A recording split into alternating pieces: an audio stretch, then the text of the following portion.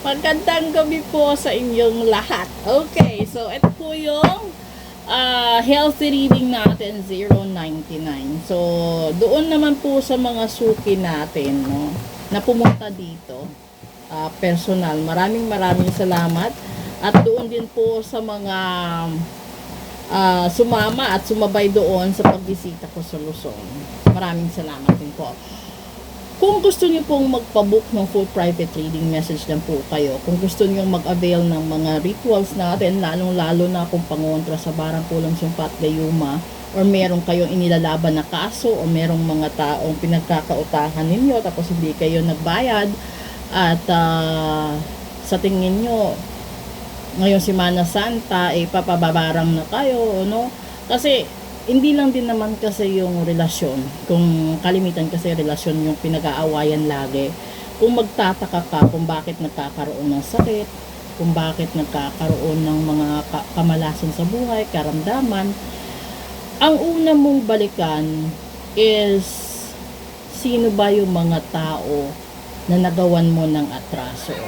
Sino ba yung mga tao na hindi mo binigyan ng panahon para humingi ka ng tawad, or probably siguro ito yung mga tao na gagawa ng paraan dahil may mga tao na egoistic, or merong mga tao na kapag kailangan mo sila, tutulong ka.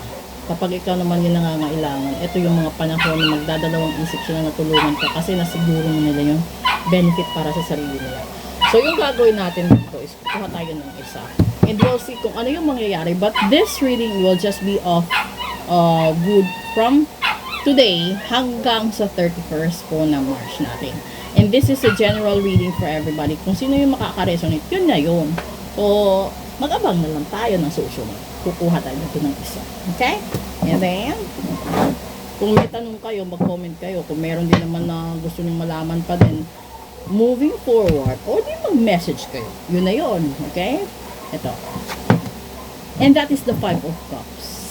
Maraming dala. Kung ito kasi yung card na ito yung isang tao na maraming pinagsisisihan sa buhay niya. Yung, alam mo yung 5, sa 5 of Cups niya, 3 yung natumba, 2 yung natira. Ikaw yung tipo ng tao na hindi ka naka-move on. Ikaw yung tipo ng tao na nai-stagnant sa sarili mo. Marami kasing dahilan kung bakit ka nagkakaganyan. Una, may mga tao siguro na nagkakasakit, or may sakit, or may karamdaman ka, and then doon mo na-realize na kung sino na lang yung taong nandun para sa'yo, kung sino na lang yung taong nag-aalaga, kasi walang-wala ka na eh. Yung para bang yung dati masaya yung buhay mo, ang dami mong kaibigan, ang daming tao sa paligid mo, pero nung bumagsak ka, nung nagkasakit ka, wala ng tao. Yung alam mo yung ganun. Pero kapag ito kasi i-relate natin sa relationship, ito yung isang bagay na kapag naghahanap ka, no, yung pilit mong hinahanap yung taong para sa'yo, hindi mo alam, nasa harap mo lang. And then, dun mo na-realize na yung tao pala, yung taong yun pala yung destiny mo, pinakawalan mo, pinabayaan mo, hindi mo siya pinansin. Ito yun. Ito yung tipo ng tao na buong buhay mong pagsisisihan kasi pinakawalan mo. Buong buhay mong panghihinayangan kasi pinakawalan mo. And kapag ito naman ay napunta sa finances, pwede mong sabihin na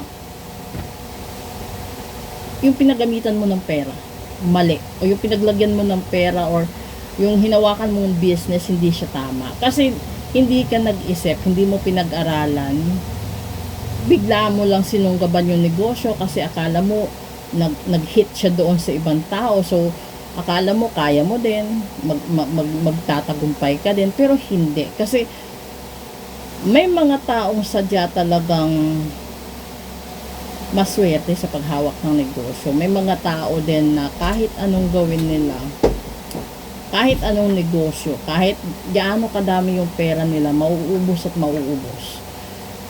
In general, the Five of Cups is all about pain and sadness. So, i-picture out nyo sa sarili nyo. Papaano mo maipapakita sa kapwa-tao mo na masaya ka kung deep inside talagang yung katotohanan dun is malungkot ka, nahihirapan ka, nasasaktan ka, yung mga ganun. So, it will never be a good reflection sa ibang tao kasi gumagawa ka lang ng isang senaryo na pakitang tao na masaya ka, but in reality, hindi.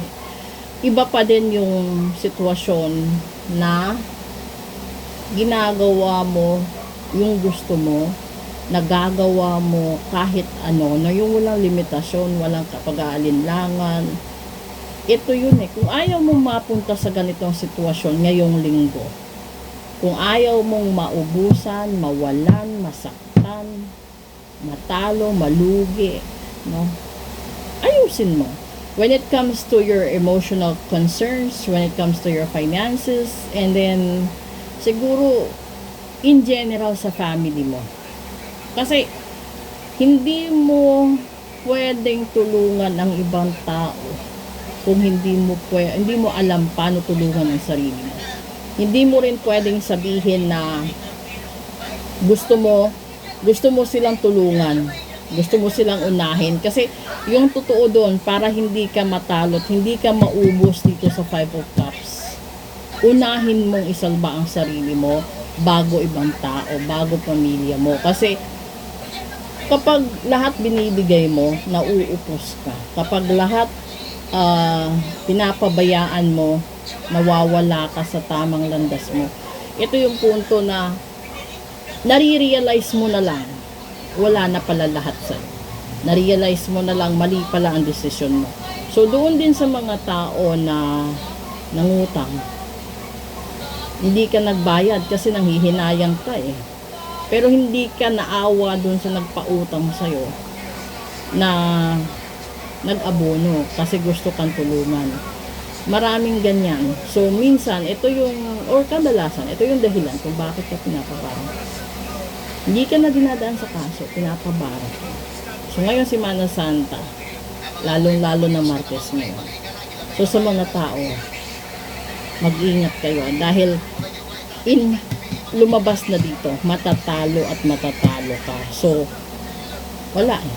Yun na yung mangyayari sa'yo. Tanggapin mo. Pero kung gusto mo na hindi ito mangyari, hindi mawala lahat sa'yo, humingi ka ng tawad at magbayad ka. It's either magbayad ka sa pagkakautang mo sa pera, or magbayad ka sa kakulangan mo doon sa mga taong nasaktan mo, or kung ano man yung mga trouble mo. Kasi this is a general reading for everybody. Kung gusto mo namang mag-book ng sarili mong reading, you have to do it in a private message to po. Okay? So, good evening. Proceed tayo sa daily reading natin. Thank you.